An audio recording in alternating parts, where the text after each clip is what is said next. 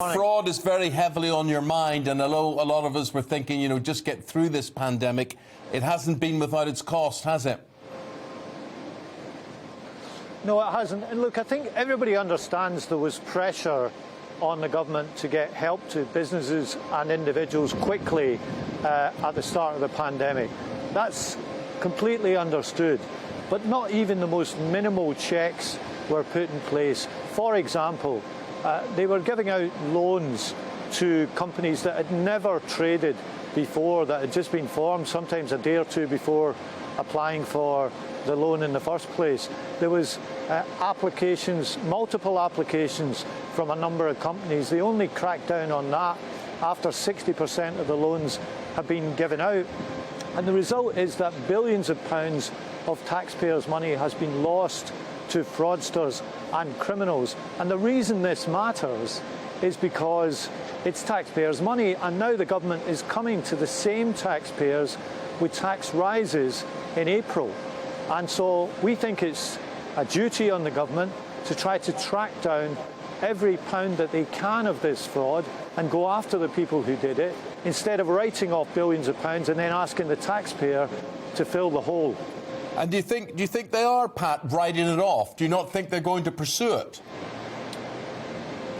Well, there was a statement hidden away on the government's website on the 12th of this month that said they estimated they'd lost 5.8 billion. They thought they'd get possibly 1.5 billion of that back over 2 years. And they simply said this is in line with our expectations. We don't think that's good enough. We've got a national crime agency. They should be brought in to chase this money down.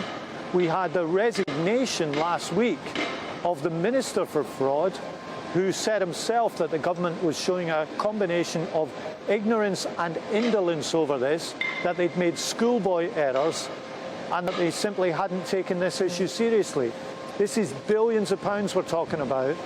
And as I say, it really matters because the government's asking people to pay more taxes. Now, it's one thing to ask people to pay more taxes for the NHS or for public services, but to ask them to do it to fill a hole caused by a flow of money into the hands of fraudsters is a very different thing.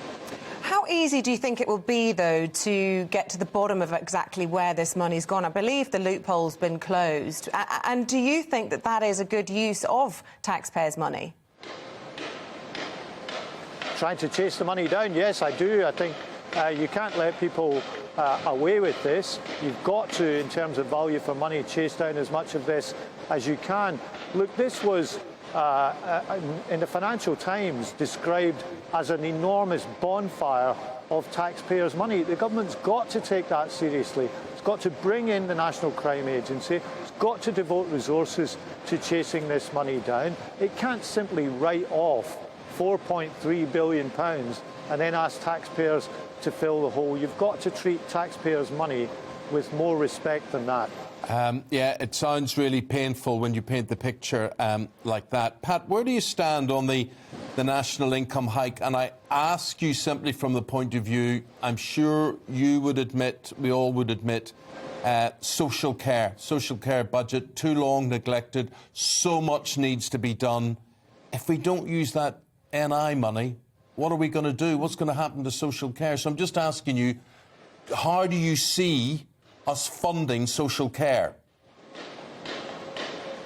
Well, you're absolutely right that social care has to be funded, it's got to be paid for, but there's 2 points I'd make about the national insurance rise that's coming in April.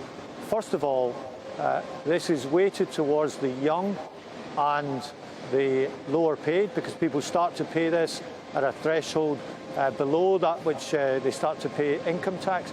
But the second thing is, the reason the Prime Minister and the Chancellor are insisting on this tax cut this year is because it's widely mooted that they want to cut taxes before the next election. So I'm not clear at all that this is going to help social care. This is a tax rise to fill a temporary hole now, which is designed more around the Conservative Party's election grid than the long-term future of public services. So if we're going to raise money for social care, we need to do it in a fair way, and we need to do it for the long term, not just raising taxes for a year or two, only to cut them before the next election. That's a cynical way to treat taxpayers and indeed the social care system. OK, Pat McFadden, whilst we've got you, I must ask you what you made of Sue Gray Day, the Prime Minister ending the day by saying he will publish it in full once the Metropolitan Police investigation is completed. Do you have faith that we will get to the bottom of exactly what happened and the right thing will be done? Well, I've certainly got no faith in the Prime Minister, but look at what we got yesterday. And this is not Sue Gray's fault. She was told by the police that she had to heavily reduce her report, so what we got was just an update of 12 pages. The police said last night there are 500 pages that they've received and 300 photographs, and we have to see all of this in the public domain. Of course, we mustn't do anything to prejudice the police investigation, which is now into 12 events, but when the time is right, when it's legal to do so, every bit of information should be brought into the public domain. The reason this is carried on for what is now 3 months is because of the Prime Minister's refusal to tell the truth fully and his refusal to accept responsibility. He wants to blame everybody else, and he wants to get away with it on the basis of people's low opinion of politicians in the first place. That is deeply cynical. It's not good for our government, and that's why all this information has to be brought into the public domain.